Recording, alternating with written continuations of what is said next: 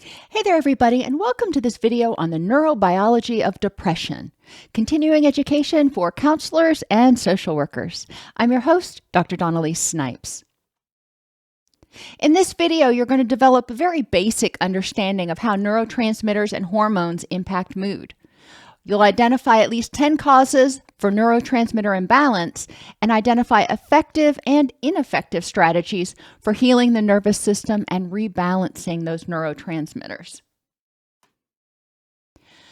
Let's start out by saying this is not a quick fix video, and rebalancing the hormones and neurotransmitters and helping heal the nervous system takes time. This is not something that somebody's going to start doing and feel better overnight. This video is designed to help you understand how to achieve lasting relief, not a quick fix. I strongly, bold, underlined, italicized, encourage all people with mental health or addiction issues to get a physical with a full blood panel, including their vitamin D, iron, thyroid and gonadal hormones, and blood sugar levels. This is important because all of these things impact the availability of neurotransmitters. And we know things like gonadal hormones go down as we age. We know that during the fall, winter, and spring, many people struggle with vitamin D deficiency and seasonal affective disorder. So it's important to understand that there are a lot of biological components going into this. It's also important to screen and address sleep apnea, but we'll talk about that more later. Basically, I guess I'll get ahead of myself. People with sleep apnea, when they stop breathing, their body registers that as a threat. That's a problem, which is why they often wake up gasping, or maybe they don't wake up, but they gasp and they catch their breath and they start breathing again. That's very stressful on the body. It's very stressful on the nervous system, which leads to neurotransmitter imbalance. A caution about nootropics. Everybody seems to want a quick fix. They want a pill for this or a pill for that. It just doesn't work that way. Most everything in the body operates on what we call the Goldilocks principle. Too little is bad and too much is bad. It's kind of like making marinara or spaghetti sauce. Everything needs to be in balance. Too much of one thing can overpower other things. And I've done this before because I'm one of those a dash of this and a pinch of that kind of cooks. And if you add too much oregano, for example, you'll have to proportionally increase the other spices to get it to taste right because the oregano is overpowering. Likewise, when you're baking, my grandmother always taught me that you want to add half as much lemon extract as you do vanilla because it helps bring out the flavor of the vanilla. So if you don't have that lemon extract in there or don't have enough, it doesn't enhance the vanilla as much. And your neurotransmitters are very much the same. They work in tandem. And when one starts getting wonky, all of them start getting wonky. So let's go through Neuroscience 101, because for a lot of people, it's been a while since you had basic neurobiology. The neurons are the building blocks of the nervous system. Your presynaptic neuron is over here, and it's awakened by an electrical impulse, okay? When it's awakened, it releases neurotransmitters into the space between itself and the receptor.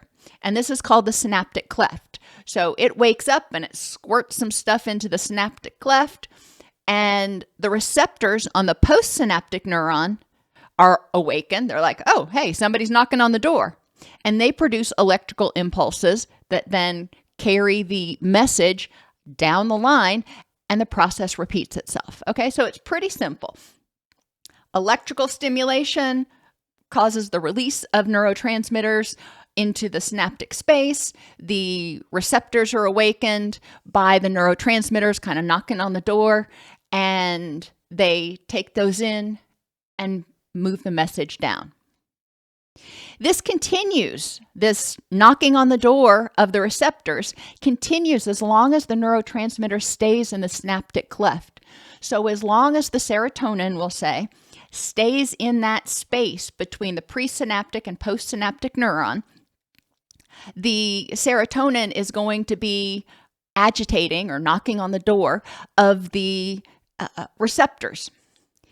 Enzymes are released into the cleft to assist with the breakdown and reuptake. So in a functioning system, the neurotransmitters are secreted into the synaptic cleft in the right amount, and they do their job, and the receptors are receptive, and they open the door, take the message, move it on down, and the enzymes are released, breaks down the neurotransmitter in the synaptic cleft, it's reabsorbed and ready for the next time.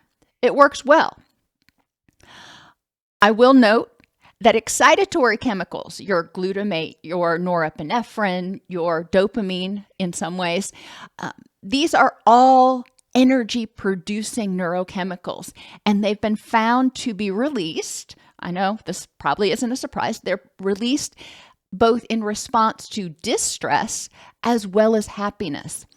Anytime you need energy, if you want to get really excited or if you want to get really ticked off, it's going to cause the release of excitatory neurochemicals, so you have energy release in the body so you can either enjoy whatever you're excited about or fight or flee. I want to go over briefly some of the functions of hormones and neurotransmitters. Now, there's a lot of other functions of the neurotransmitters and hormones, and there's a lot of other hormones and neurotransmitters we're not going to talk about. My point is to help you recognize that things like dopamine and serotonin and endorphins and your gonadal hormones like testosterone and estrogen and your thyroid hormones are involved in pretty much everything. They're involved in arousal. They're involved in mood. They're involved in motivation. They're involved in helping you regulate your sleep. Remember, tryptophan is converted to serotonin, which then is converted to melatonin when it's time to go to sleep. If you don't have the ingredients for your body to complete the process, then you may not have enough serotonin to make melatonin, or you may not have enough of the vitamins and minerals that are needed and enzymes that are needed to make serotonin into melatonin. So it's important to recognize all these things go together. These hormones and neurotransmitters are also involved in energy and insulin regulation. Yes, testosterone, estrogen, serotonin, glutamate, dopamine, all of these impact your energy levels as well as your blood sugar and your insulin levels. Inflammation and immunity are also impacted by these hormones and neurotransmitters. And when the system becomes dysregulated and there's not enough of some of these hormones and neurotransmitters, or they lose their effectiveness, then people start experiencing more pain. And we know from research that there is a really strong correlation. We can't say it's exactly 1-for-1, but it's pretty darn close to 1-for-1 correlation between inflammation and depression. Now, you can argue that people who have inflammation and are in pain all the time can get depressed, but there are also a lot of people who have inflammation and they're not really experiencing pain per se. The inflammation may be more systemic in nature, and they just don't even really realize it because they've lived with it all their lives, like people with autoimmune issues before they have a major flare. It is important to recognize that these hormones and neurotransmitters are also involved in immunity. And immunity and inflammation kind of go hand in hand. But when you're sick, it's certainly much harder to have energy and feel good and eat well and all that stuff. And pain tolerance is impacted by the levels of your hormones and neurotransmitters. This is why we see when people come off opioids, for example, in the early weeks, sometimes months, they have a much lower pain tolerance because their body hasn't gotten the message that, hey, you need to start producing your own again. So let's talk about depression and neurotransmitters. Serotonin is the one we hear about most of the time, but serotonin is not your only antidepressant mood-related chemical. You can have inadequate serotonin system action because of many things, okay? And I want you to recognize it's not just because you don't have enough. You may have enough, but there's problems down the line. So you can have serotonin system dysfunction, where there's problems in the activation of the presynaptic neuron. It gets the electrical impulse and it goes, nah, don't feel like responding. All right, that's a problem. And SSRIs aren't really going to help with that. There could be a problem in the reuptake, where the serotonin's broken down too soon, or not enough is secreted into the synaptic space, so then not enough receptors get activated. There could be problems with the receptors on the postsynaptic neuron, where the receptors aren't active. They've become tolerant or resistant to activation. So the message doesn't get pushed through. You can have dysfunction in other systems. Even if your serotonin system is working peachy neat and keen, if you have dysfunction, for example, in your dopamine system, and we see this a lot in people with addictions and early recovery from addiction, when dopamine levels are inadequate, then a lot of times you see depression and low levels of serotonin, as well as other hormones and neurotransmitters. Remember, I said earlier, when you reduce one, it impacts the availability or amount of all the rest of them. It works in a system, and it's this finely tuned symphony, if you will. You also may have dysfunction in the HPA axis, your stress response system. When you're too stressed for too long, the brain adapts. And we'll talk about that in a minute. You could have dysfunction in your HPT system. That's your hypothalamic pituitary thyroid system. And we know that chronic stress is a strong risk factor for development of hypothyroid because the receptors become less receptive to the thyroid chemicals when they're released, because the brain has adapted to protect itself. Or you could have dysfunction in the hypothalamic pituitary gonadal system, where your estrogen levels or your testosterone levels or progesterone levels are inadequate or excessive. But generally, when we're talking about depression, we're talking about inadequate. There could be inadequate supply of the serotonin. Your body may be working fine. The system, the serotonin system and the dopamine system, they may be working great, but you don't have any serotonin or enough serotonin to release into the synaptic cleft. Now, how does this happen? This happens when you're eating crap. And to be brutally honest, what you eat, it forms the building blocks that your body needs in order to build serotonin and norepinephrine and all of the hormones and neurotransmitters in your body. So if nutrition is lacking, then you may not actually be making enough. You need things like iron and folate and calcium in order to break down tryptophan to make serotonin. If you don't have those in your diet, guess what? Your body's not going to be very effective at making serotonin. This is why I said at the beginning, a blood test is super important, because it can help identify some of those nutritional factors and other hormonal factors that might be impacting the availability of your neurotransmitters. And I don't want to say just serotonin, because serotonin, dopamine, and norepinephrine are all intimately involved in your mood.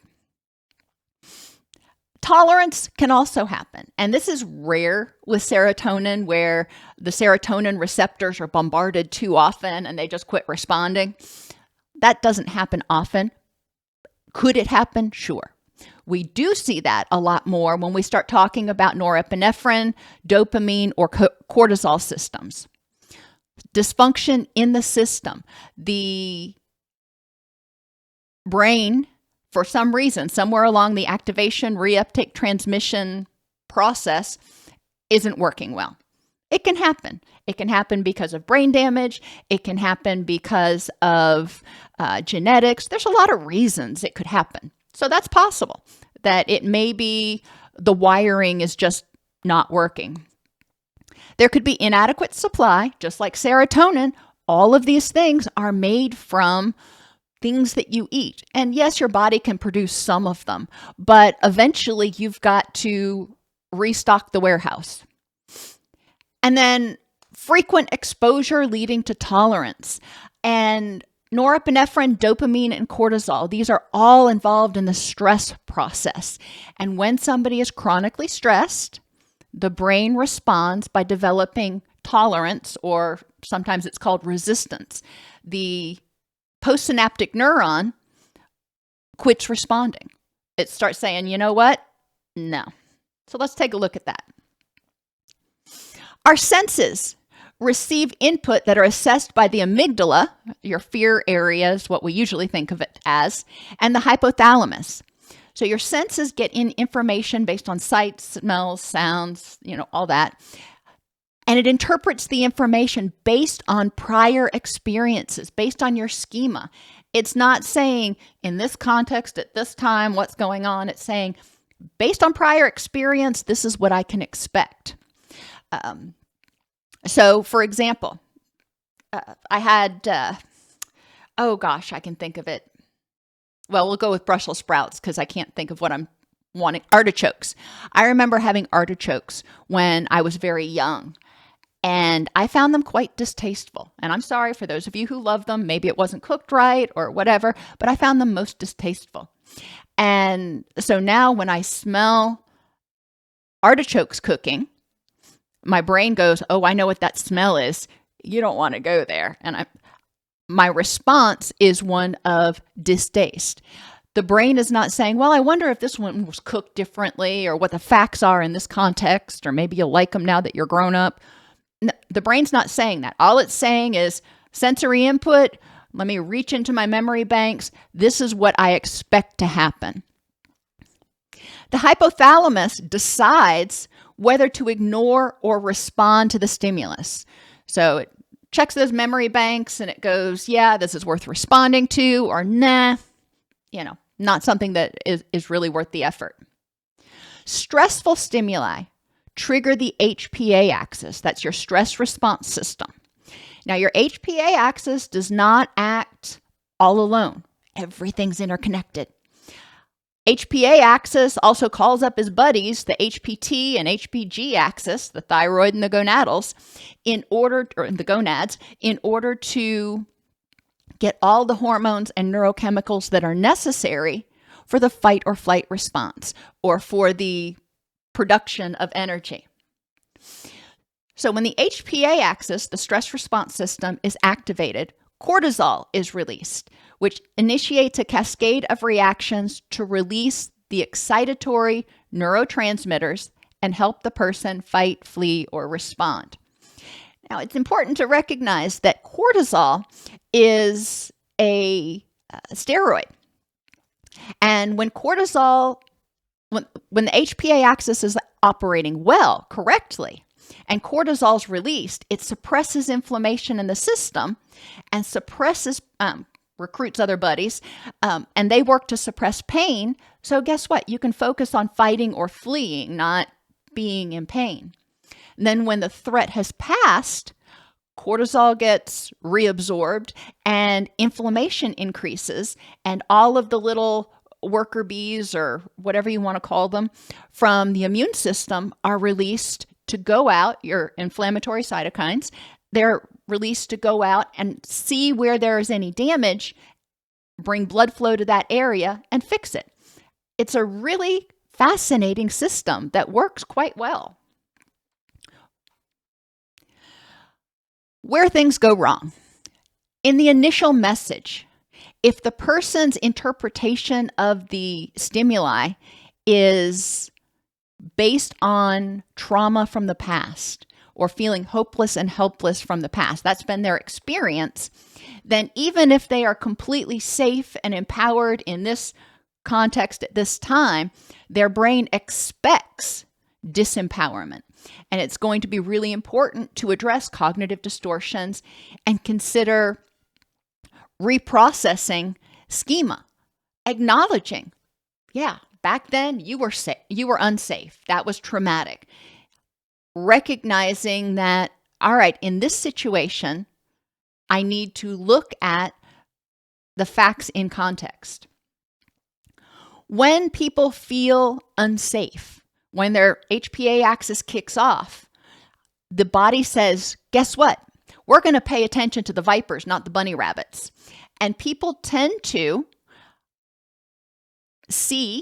notice stimuli in the environment and interpret stimuli in the environment based on their current mood. And if they're feeling depressed, they're going to notice the depressing things, not the bunny rabbits. If they're feeling scared, they're going to notice the threatening things, not the bunny rabbits. And that leads the person to start believing that everything is miserable all the time because that's what they're seeing. That's what they're noticing. Their brain says, in order to stay safe, you need to be aware of all these things. And it forgets the bunny rabbits. Perceptual disturbances can also cause things to go wrong in the initial message. Sometimes people see or hear things incorrectly. I remember one time I was driving down the road with my dad, and we passed this thing on the highway. And I said my prayer for it really quick because I feel really bad for animals that get killed by cars or whatever. And we passed it, and it turns out it was somebody had dumped a piece of rug and something else into the road. It wasn't an animal at all. It was road trash. So I got upset for a minute because I thought it was an animal when in reality it was road trash. No harm, no foul. The initial message can also get messed up, or the person can feel unsafe in the current context if it triggers prior trauma or grief situations. In veterans, for example, fireworks can be extremely triggering, even though they know in this context at this time I'm safe. Those sounds trigger those threat memories, and it causes them to feel unsafe. And it causes them to, again, start paying attention to the things that are potentially threatening. Or maybe you're in the mall and somebody sounds like your mother who recently passed away. And that could trigger the depression response. Now, I say where things go wrong. Maybe I should have said things that might trigger depression. But this is your brain responding the best way it knows how to help you stay safe. So then we need to look at these and process them in the current context based on the current facts. Insufficient amounts of the neurotransmitters or hormones to secrete can also cause things to go wrong. It can make it difficult for people to feel happy, to feel energized if they've got nutritional deficits, if they have a genetic predisposition, their wiring from birth was not the same as other people. As I mentioned before, age. As we age, our balance of hormones and neurotransmitters changes considerably.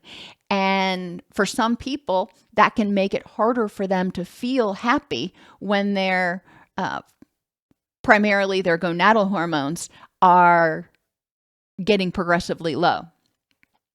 And then substances. People who use or abuse substances may be causing the neurotransmitters to get used up too quickly. And that's, again, grossly oversimplified.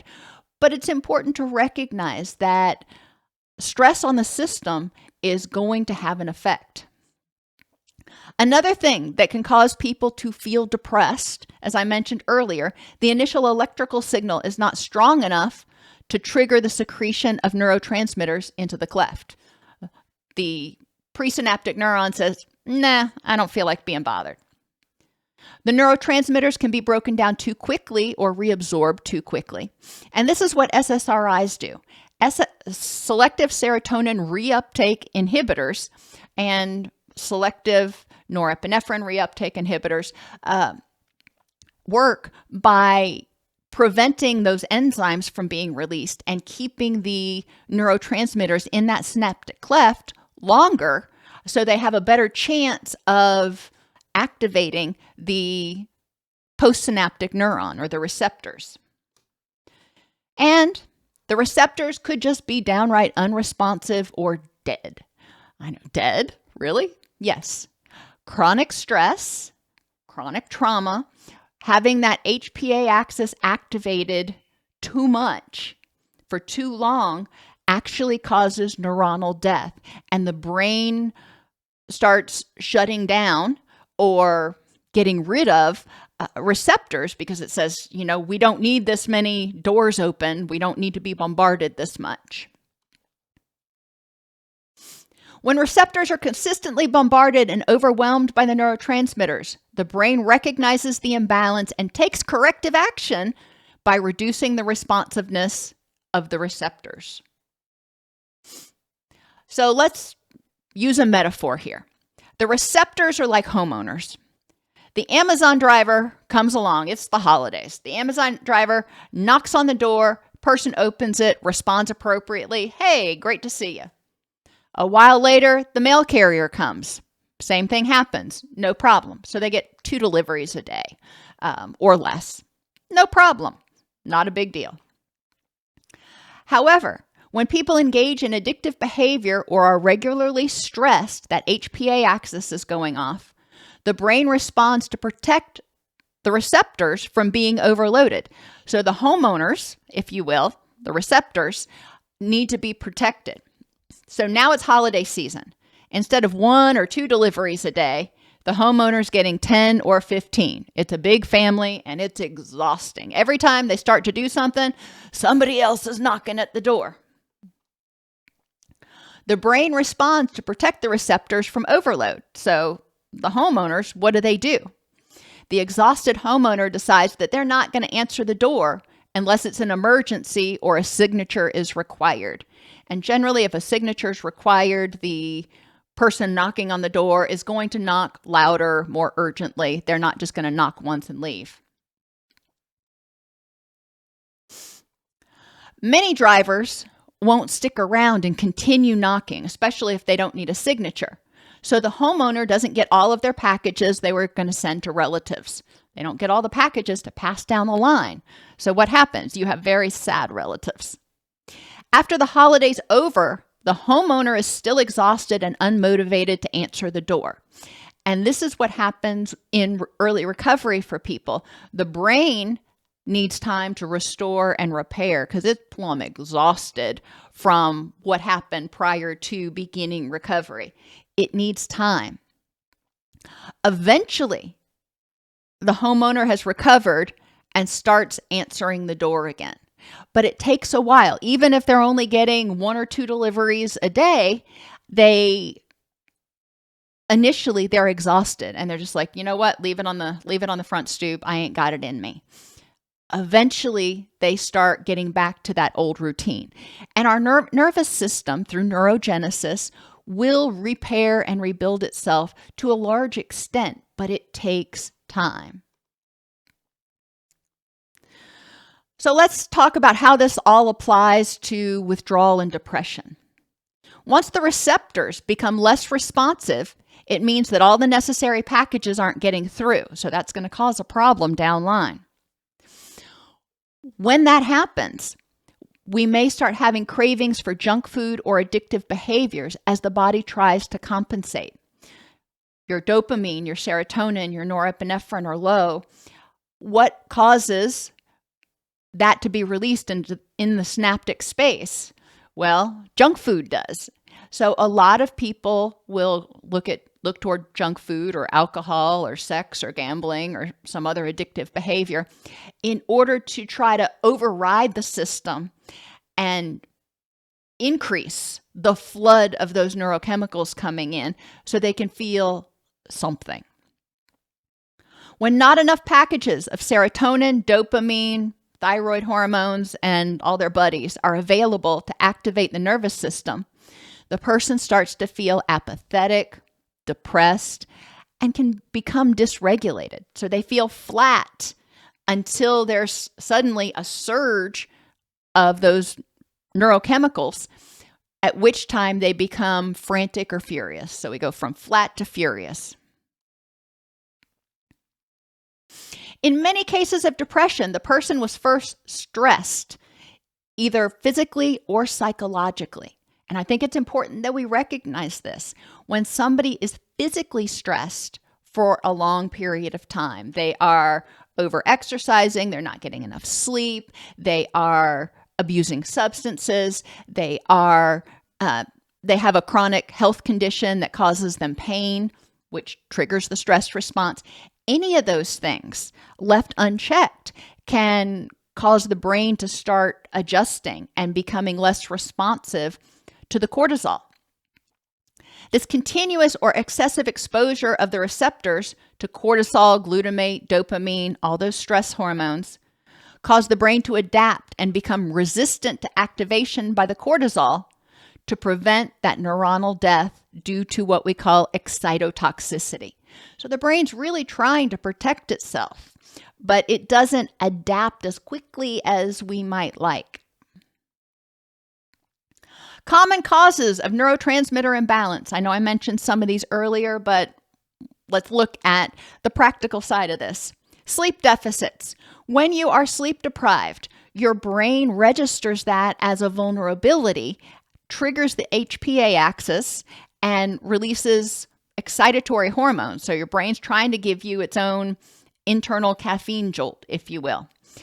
Sleep deficits are also problematic because it prevents the body from cleaning out, if you will, all of the debris that builds up in your brain over the course of the day. One of those things is called adenosine.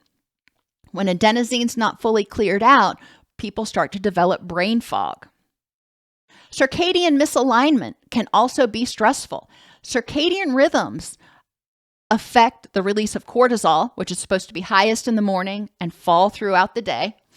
If your body doesn't know when to secrete cortisol, you may wake up and be like, no, it's not happening, and then be up half the night. So that can be a problem. People who are on shift work or people who travel across time zones may experience circadian misalignment. But circadian rhythms are involved in your hunger, your biological clock, your secretion of your gonadal hormones and your hunger and satiation hormones. They're involved in a lot of things. If you have nutritional deficits or irritants, that can cause physical stress. Now, nutritional deficits, we've already covered. Balanced nutrition is important to break down the food into the component parts to make the neurotransmitters and the hormones. Irritants are things that you're eating that cause inflammation in the body. Like if you are sensitive to gluten, then eating gluten, that will cause stress. That will cause inflammation, and inflammation is a stress response. Pain. We all know pain is stressful. It's hard to be in pain. Now, not all pain can be eliminated, but helping people develop an attitude of acceptance, learn tools to minimize the pain and mitigate the pain when it happens can be important.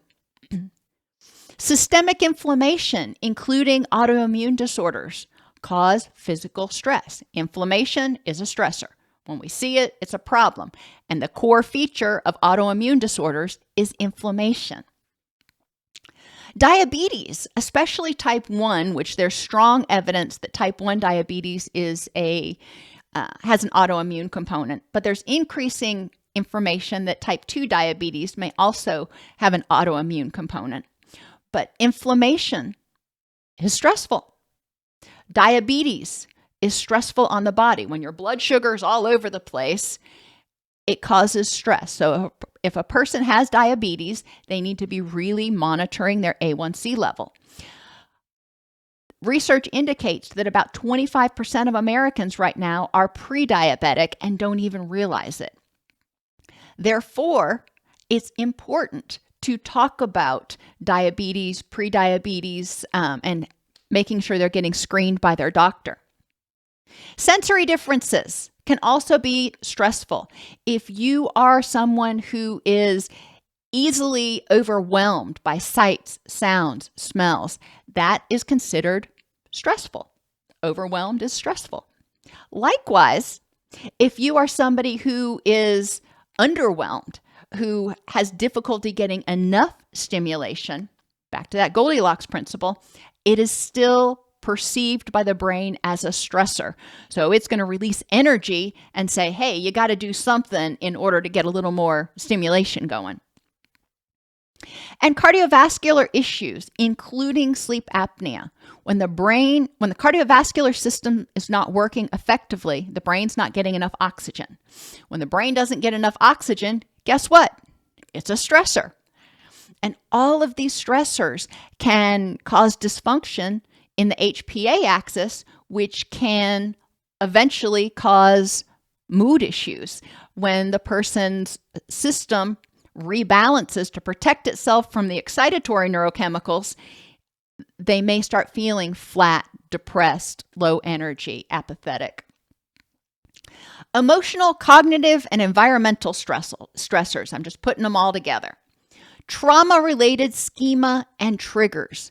When people have experienced trauma in the past, and even if they've, quote, dealt with it, it still occasionally may be triggered, maybe just for a minute, but it still may occasionally be triggered. So when those trauma schema are triggered, that is stressful. And if they're regularly triggered, if the person's regularly feeling unsafe and powerless, then we're going to start to see that remodeling in the brain, that cortisol resistance, and the person's going to start to feel depressed. Cognitive distortions, already mentioned those. If somebody is perceiving the world as all bad, then they are going to feel more hopeless and helpless. If they are jumping to conclusions based on past experiences, and those conclusions are negative based on past experiences, they are going to feel more hopeless and helpless. When you go through each of the common cognitive distortions, you can see how they may contribute to feeling scared, feeling unsafe, feeling powerless, or feeling hopeless and helpless. So it's really important to address those cognitive distortions. Chronically being stressed or overwhelmed. And this is somebody who might be working 2 jobs or working one really stressful job, like maybe you're a doctor or a nurse in the emergency room or something. If you are constantly feeling overwhelmed, too much to do, no time to do it, or stressed about everything, that HPA axis is going. It is going full bore, and eventually you'll start to see the remodeling. Eventually, the person will get to the point where they're just too exhausted, and they're like, you know what? I don't have the energy to care. When we talk about the stress response, what do we talk about? Fight, flee, freeze, fawn, or forget about it. I'm burned out, ain't got it in me. In order to heal the nervous system, I've said it twice already, I'll say it a third time, blood work. Get the blood work done to make sure the person is balanced in their nutrients. I've had patients come in who have been anemic, and that's contributed to their mood issues. They addressed the anemia. It didn't do everything because a lot of stuff had gone on while they were depressed, but it certainly helped them have more energy to tackle what we needed to tackle in treatment. And getting those gonadal and thyroid hormones checked is also important. Not everybody is going to want to be on hormone replacement therapy, but at least then they can make a informed decision about what they want or need to do. Sleep. good quality sleep, 7 to 9 hours. Even people who are 50, 60, 70 still need 7 to 9 hours of quality sleep per night. So look at sleep hygiene. If they're getting up every 3 hours to pee, well, how can we address that? If they are snoring, how can we address that? If they're getting awakened every 2 hours because their partner is snoring, how can we address that? And I've got a lot of videos on the YouTube channel that talk about sleep hygiene.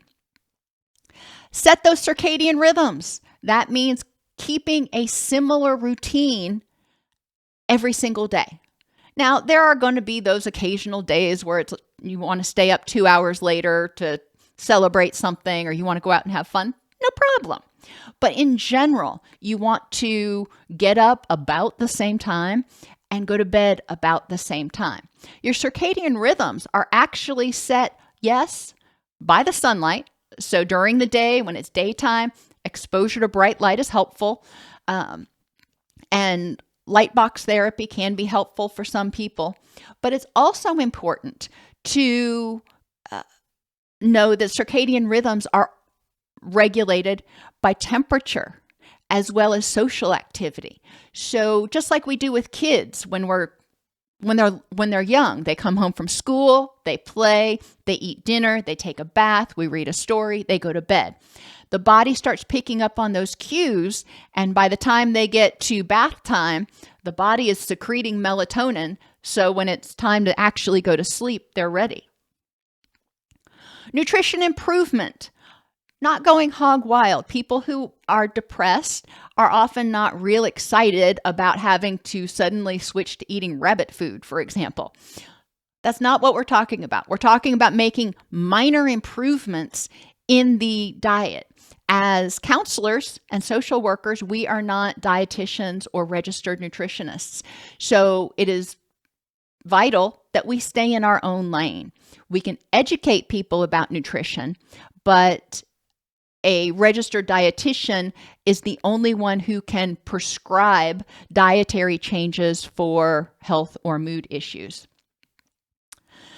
Help them understand about inflammatory foods like simple sugars, and ideally start reducing them. They may or may not. They have the information, they can make choices. And help them learn how to pay attention, be more mindful, and regulate their blood sugar. Relaxation is also important. That's physical relaxation, triggering that vagus nerve. So GABA's released, so serotonin's released, so the person can actually physiologically relax. Strengthening vagal tone is another thing. Our vagus nerve is think about it, if you will, as the relaxation nerve.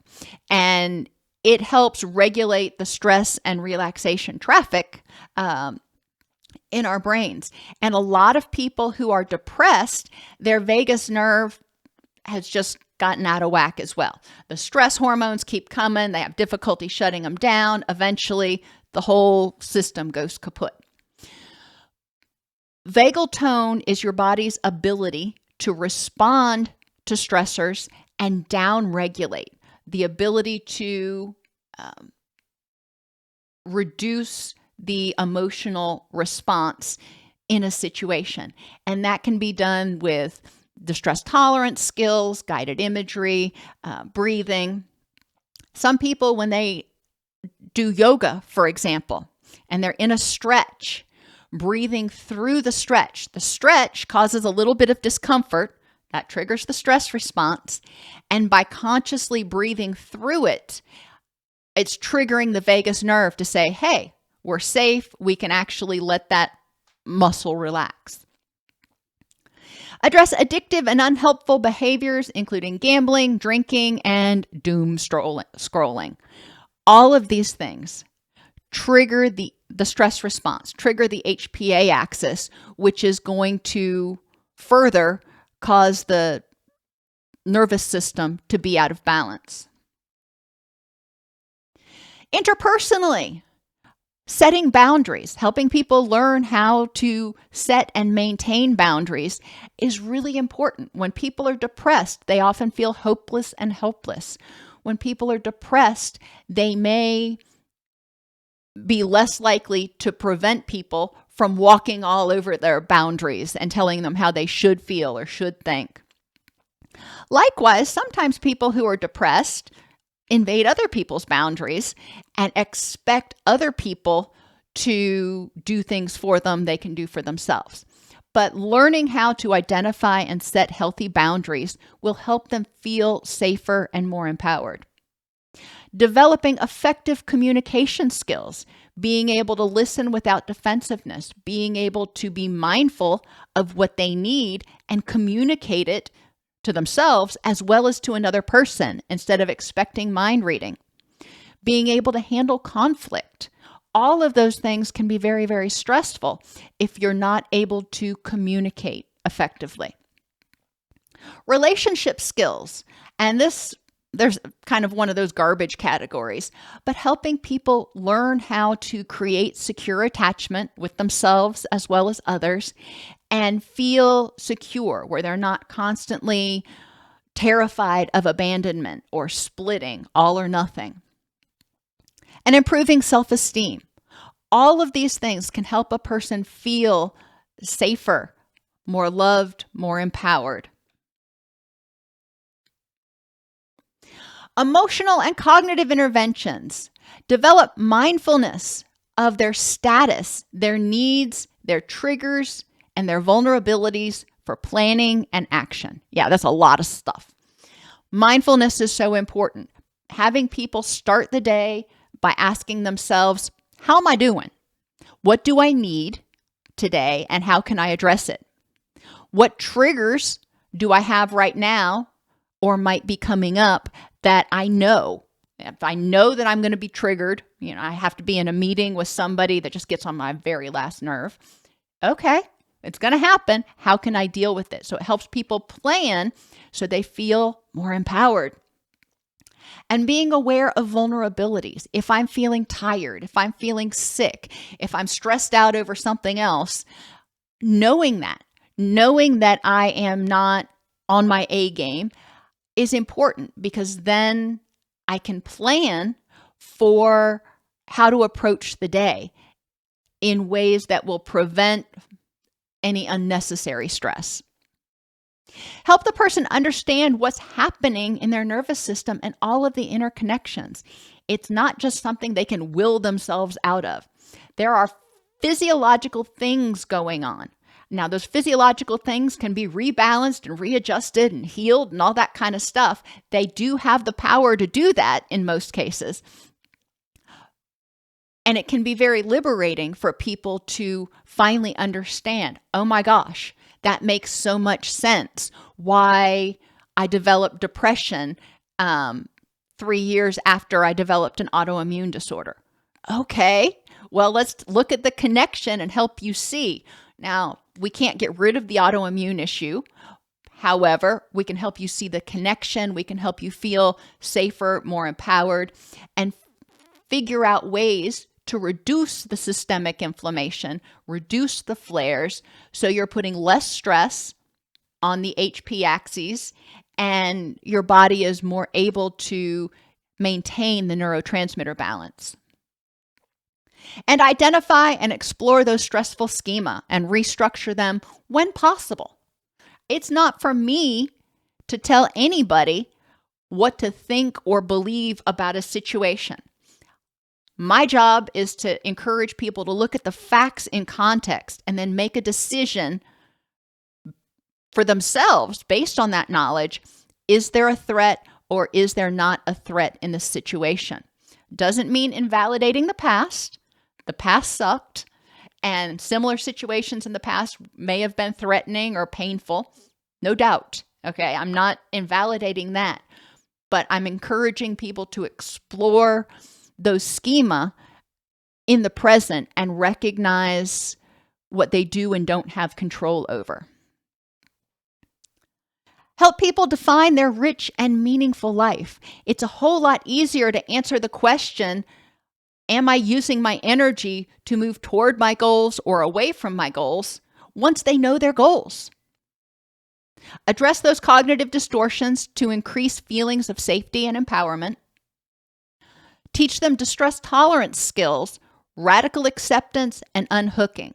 We all are aware of distress tolerance skills, thoughts that are stress tolerant, activities like breathing that can, or blowing bubbles that can help stimulate that vagus nerve, guided imagery to help people feel safer and more empowered. There's a lot of distress tolerance and grounding skills out there, helping people find what works for them. Radical acceptance is saying, it is what it is. I accept that this is what it is right now. What am I going to do about it now? It's instead of struggling with it and saying it shouldn't be this way or it should be this way. It isn't. It is what it is. So radically accepting the present moment without judgment, radically accepting your reactions to the present moment without judgment, and then saying, all right, what can I do? And then unhooking is helping the person learn to identify their reactions and say, I'm having the thought that, or I'm having the feeling that this is scary. Let me figure out what to do with that thought or feeling. You're unhooking from it. I am not my feelings. I am not my thoughts. Those are things that I have. Now that I have it, do I want to put it back on a shelf? Do I want to throw it in the garbage? Do I want to remodel it? Or do I want to keep it just as is? But that's what unhooking allows people to do, is start to see there are things that they have control over. Goal setting, and I didn't mistype this, SMART goals. Instead of specific, measurable, achievable, relevant, and time limited, I add small. And I know that could go along with those things, but a lot of people set goals that are too big. And when people are depressed, they usually have very little motivation and very little energy, which both can be partially due to low levels of dopamine. With achievement of small goals, with small successes, the person is going to start feeling more empowered, and it's going to naturally increase the levels of dopamine and endorphins and those other happy chemicals in their brain and body. Sometimes, depending on the person, I'll encourage charting and progress monitoring. So they rank using a Likert scale 1 to 4. They rank their mood or they rank their sleep each day, and they're looking for gradual improvements. If they see a long period of backsliding, not just one day, if they see a long period of backsliding, they look at it and try to figure out what's going on. A lot of times, people may not sleep well every single night. And if they get too caught up every time they have a little bit of a half a step back, that'll cause additional stress. So I really encourage them to look at it from a big picture standpoint. Environmentally, add calming, empowering triggers to the environment, sights, sounds, smells. So pictures, things in your environment, people in your environment. You see them, you feel calmer. You hear them, you feel calmer. So what can you add in your environment that helps you feel safer, calmer, and more empowered? Eliminate unnecessary stressful triggers to, again, promote that comfort and safety. If one of the stress triggers is your dog that barks every time a leaf blows and it just sends you through the stratosphere,